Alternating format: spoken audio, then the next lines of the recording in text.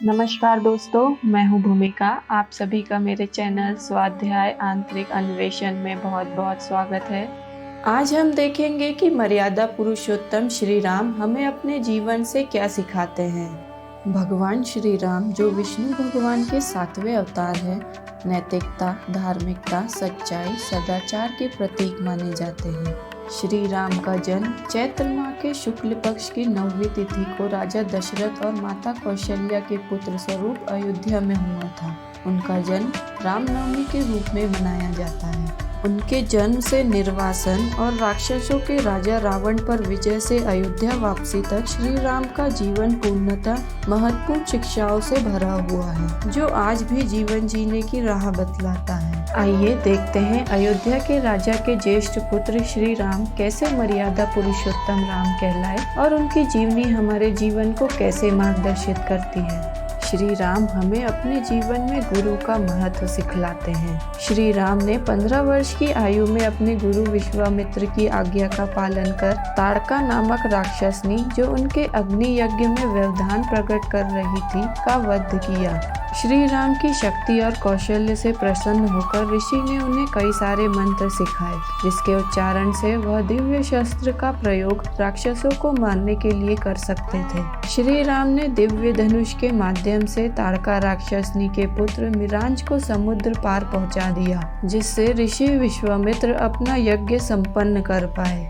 श्री राम सिखाते हैं कि किसी भी प्रकार की शिक्षा और शक्ति को प्राप्त करने के लिए हमें हर संभव प्रयास करना चाहिए, तभी हम वह पा सकते हैं। हमारा अपने गुरु के प्रति पूर्णतः समर्पण और विश्वास का भाव होना चाहिए, तभी हम उनसे ज्ञान और शक्ति अर्जित कर पाते हैं। श्री राम हमें स्वभाव में सरलता और हंसमुखता का महत्व सिखाते हैं। श्री राम के हंसमुख और सरल स्वभाव को देखकर माता सीता ने उन्हें पहली नज़र में ही पसंद कर लिया था।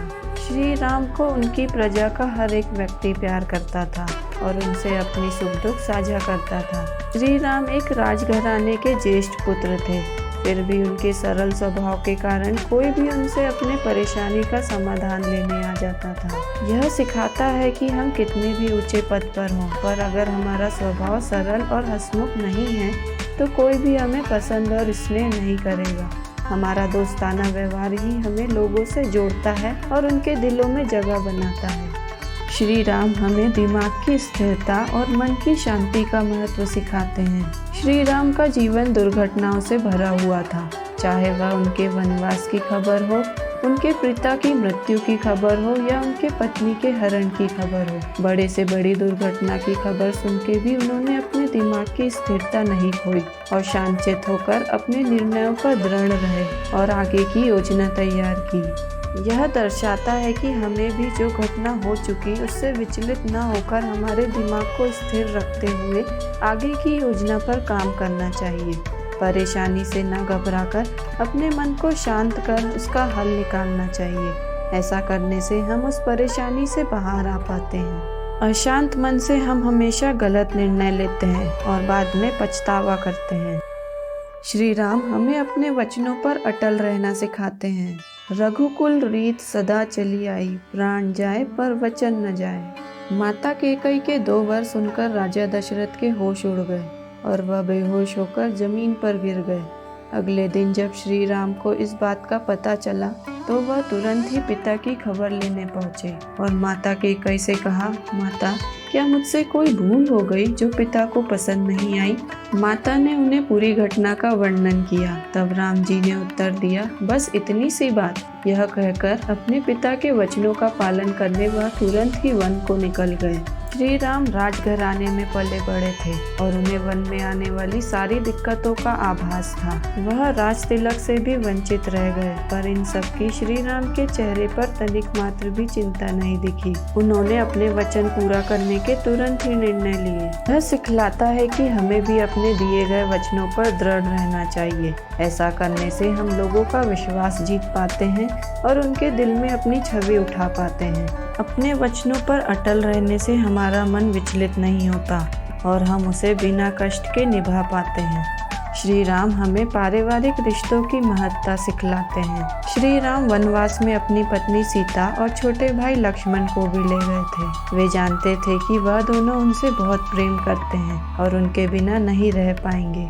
यह सिखलाता है कि हमें हमारे सुख दुख में रिश्तेदारों को नहीं छोड़ना चाहिए। वह हमारा मनोबल बढ़ाते हैं और हमारे सच्चे साथी होते हैं। पारिवारिक रिश्तों को बनाए रखने के लिए हमें हर संभव प्रयास करना चाहिए, क्योंकि एकजुटता में ही शक्ति होती है। श्री राम हमें अपने निर्णयों पे अडिग रहना सिखाते हैं। श्री राम ने अपने पूरे वनवास में कोई राजकीय सुख नहीं भोगा। उन्होंने पूरे समय एक वनवासी की तरह बिताया। अपना खाना खुद ढूंढा, वन में ही बिना गद्दों के नीचे सोए, अपनी सुरक्षा खुद की, कंदमूल खाकर जीवन यापन किया। कई मौके ऐसे आए जब कई क्षेत्रों के राजाओं ने उन्हें अपने महल में आमंत्रित किया, परंतु वह अपने निर्णय पर अडिग रहे। यह श्री राम के विचारों की स्पष्टता को दर्शाता है और सिखाता है कि अगर हमारे दिमाग में स्पष्टता नहीं है तो हम ठोस निर्णय नहीं ले सकते और उन पर अडिग नहीं रह पाते। श्री राम हमें छोटों की भावनाओं का आदर और सम्मान करना सिखाते हैं।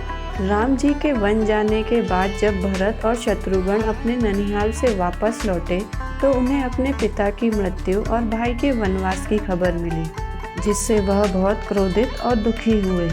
पिता के अंतिम संस्कार के बाद तुरंत ही श्री राम से क्षमा मांगने और उन्हें वापस अयोध्या लाने भरत चित्रकूट जा पहुँचे, परंतु श्री राम ने उनकी आज्ञा स्वीकार नहीं की, क्योंकि यह उनके पिता की आज्ञा का उल्लंघन था। भरत जी ने उन्हें अपनी चरण पादुका देने का निवेदन किया, ताकि वह उसे राजगद्दी पर रखकर उसे ही राजा माने और अपने राज्य के प्रति कर्तव्यों का निर्वहन करें।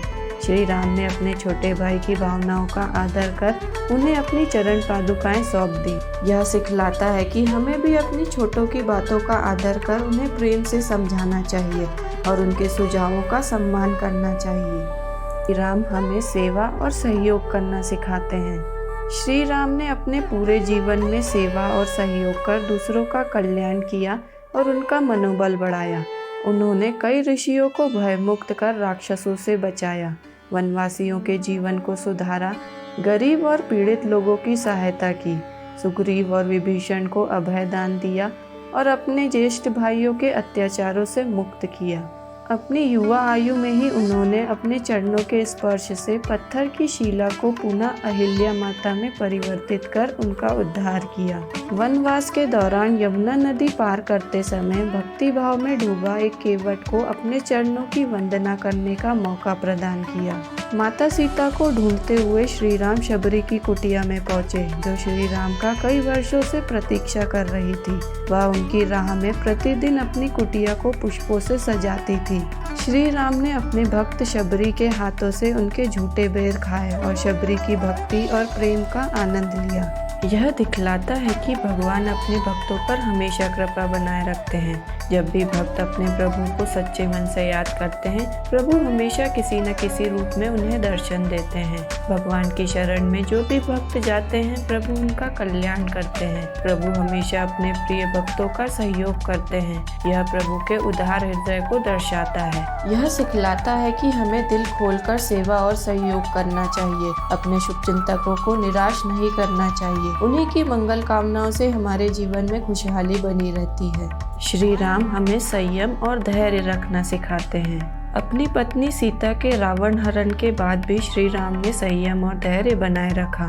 माता सीता उनको इतनी प्रिय थी और वह उनके बिना एक पल भी नहीं रह सकते थे। श्री राम इतने शक्तिशाली थे कि वह माता सीता को यूं ही रावण से छुड़ाकर ला सकते थे, परंतु उन्हें धैर्य के साथ योजना तैयार की, सेना बनाई, युद्ध की तैयारी की और रावण को कई चेतावनी और मौके देने के बाद उस पर प्रहार किया। श्री राम ने अपने क्रोध पर संयम रखा और अपनी पत्नी सीता को वापस सुरक्षित ले आए। यह दर्शाता है कि संयम और धैर्य से हम कठिन से कठिन परिस्थितियों से बाहर आ सकते हैं। अगर हमारा अपने ऊपर संयम है तो हम किसी भी बुरे कार्य में नहीं फंसते। संयम से हम अवांछित इच्छाओं पर विजय पा सकते हैं। अपने जीवन में धैर्य रखकर निरंतर कार्य करने से हम किसी भी लक्ष्य को पा सकते हैं। धैर्य हमें सही निर्णय लेने में सहायक होता है। श्री राम हमें नेतृत्व के गुण सिखाते हैं। श्री राम जब माता सीता को रावण से छुड़ाने के लिए सेना तैयार कर रहे थे, तब उनकी मुलाकात दो भाई सुग्रीव और बाली से हुई। बाली ज्यादा बलशाली था और उसने अपने भाई सुग्रीव को किष्किंधा राज से निष्कासित कर रखा था और उसकी पत्नी को उसकी इच्छा के विरुद्ध बंदी बना रखा था। श्री राम चाहते तो बाली से मदद मांगकर उसके बल का प्रयोग कर माता सीता को लंका से छुड़वा सकते थे, परंतु श्री राम ने पीड़ित सुग्रीव को प्रोत्साहित कर उससे दोस्ती की और बाली का वध कर सुग्रीव को उसकी पत्नी और किष्किंधा राज वापस दिलवाया। यह दर्शाता है कि एक अच्छा नेता समूह की कमजोर कड़ी को हमेशा प्रोत्साहित करता है, उसका मनोबल बढ़ाता है, उन्हें भी महत्वपूर्ण कार्यों का हिस्सा बनाता है। श्री राम को माता सीता का पता लगते ही उन्होंने हनुमान जी से माता सीता तक संदेश पहुंचाने का अनुरोध किया। उन्हें हनुमान जी पर पूर्णतः भरोसा था और उन्होंने हनुमान जी को कोई भी रणनीति नहीं सिखाई। यह सिखाता है कि एक अच्छा नेता हमेशा अपने सहकर्मी पर भरोसा रखता है और उसके किए गए कार्यों को सराहता है। श्री राम हमें करुणा और दयालुता का महत्व सिखाते हैं। श्री राम को उनका सबके प्रति करुणा और दयालुता के भाव के लिए जाना जाता है। श्री राम बिना सामाजिक स्तर में भेद किए सभी का समानता से आदर और सम्मान करते थे और सबके प्रति करुणा और प्रेम का भाव रखते थे। उन्होंने अपने दुश्मन रावण, जिसने उनकी पत्नी सीता का हरण किया था, उसे भी माफ कर दिया था। यह दर्शाता है कि सामाजिक मतभेद हमारे द्वारा ही बनाए गए हैं। भगवान सभी को समान दृष्टि से देखते हैं। भगवान सभी को क्षमा कर देते हैं और उन्हें अपनी गलती सुधारने का अवसर प्रदान करते हैं। यह सिखाता है कि करुणा, क्षमा और दया एक महान इंसान का गुण है, जिसको जीवन में अपनाने से हम किसी के सुख दुख के सहभागी बनते हैं और उनके दिल में जगह पाते हैं। श्री राम हमें जीवन रथ के बारे में सिखाते हैं, जिस पर सवार होकर हम संसार रूपी महासमर में विजय प्राप्त कर सकते हैं। यह चित्रण उस रणभूमि का है जहां श्री राम और रावण युद्ध के लिए तैयार खड़े थे। एक और रावण अस्त्र शस्त्रों से लदे अपने विशाल रथ पर सवार चला आ रहा था, दूसरी ओर भगवान राम धरती पर नंगे पांव खड़े थे। यह देखकर भगवान राम के प्रति अपने प्रेम से अधीर होकर विभीषण जी कहते हैं, हे नाथ, न आपके पास रथ है, ना ही आपके पैरों में चप्पल। रावण जैसे बलवान वीर से आप किस प्रकार जीत सकेंगे? कृपा निधान भगवान श्री राम मुस्कुराते हुए कहते हैं, सुनो मित्र, जिस रथ से विजय होती है वह रथ ऐसा होता है। सौरज धीरज ते ही रथ चाका, सत्यशील दृढ़ ध्वजा पताका। भगवान श्री राम बताते हैं कि जीवन रण के विजय रथ में शौर्य और धैर्य रूपी दो पहिए होते हैं। अपने लक्ष्य प्राप्ति में आने वाली दिक्कतों से न घबराकर आगे चलते जाना शौर्य से संभव है। निरंतर दिक्कतों का सामना करते हुए भी चलते रहना धैर्य से संभव है। जितना ज्यादा आप शौर्य वाला पथ चुनते हैं, उसे पाने में उतने ही धैर्य लगता है। विजय रूपी रथ पर सत्य का ध्वज होता है, जो हमारे व्यक्तित्व की पहचान बताता है। बल विवेक दम परहित घोरे, क्षमा कृपा समता रजु जोरे। इस रथ के 4 घोड़े हैं, बल, विवेक, दम और परहित। जो चलते को रोक दे, गति या दिशा बदल दे, रुके को चला दे, वह बल है। किसी भी बात के अलग अलग पक्षों को समझ पाना विवेक है। किसी परिस्थिति में दृढ़ पूर्वक खड़े रहने का गुण दम है। दूसरों के हितों की सोचकर कार्य करना परहित है। इन 4 घोड़ों को एक साथ बांधे रखने के लिए 3 लगाम है, क्षमा, दया और समता। यह तीनों भाव से हम हमेशा सभी से जुड़े रहते हैं।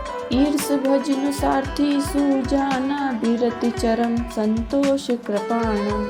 इस विजय रथ का सारथी ईश्वर के भजन है, जिसको करने से हमें जीवन के मार्गदर्शन मिलते हैं। विजय रथ के 3 हथियार होते हैं, वैराग्य, संतोष और दान। वैराग्य की ढाल मोह से हमारी रक्षा करती है। संतोष कृपाण यानी तलवार है, जो कि अति महत्वाकांक्षा को काटता है।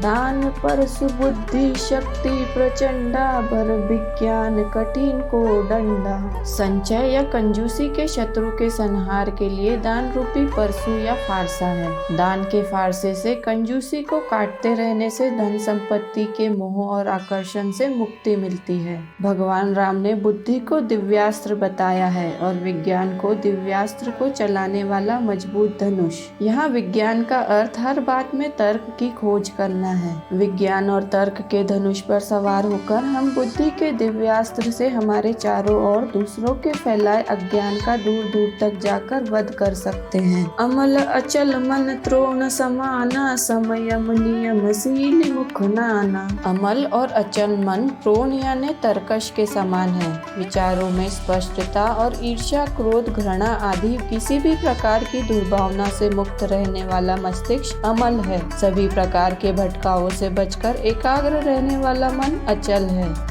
भगवान राम सम, यम और नियम को तीर बताते हैं। सम यानी सुख दुख में समान भाव रखना। यम के अंतर्गत 5 कर्तव्य आते हैं: अहिंसा, सत्य, अस्तेय, ब्रह्मचार्य और अपरिग्रह। नियम के अंतर्गत 5 कर्तव्य आते हैं: शौच, संतोष, तप, स्वाध्याय और ईश्वर प्रणिधान। कवच अभेद विप गुरु पूजा, एहि सम विजय उपाय न दूजा। गुरुजनों और विप्र यानी ज्ञानी लोगों के प्रति सम्मान रखना कवच है।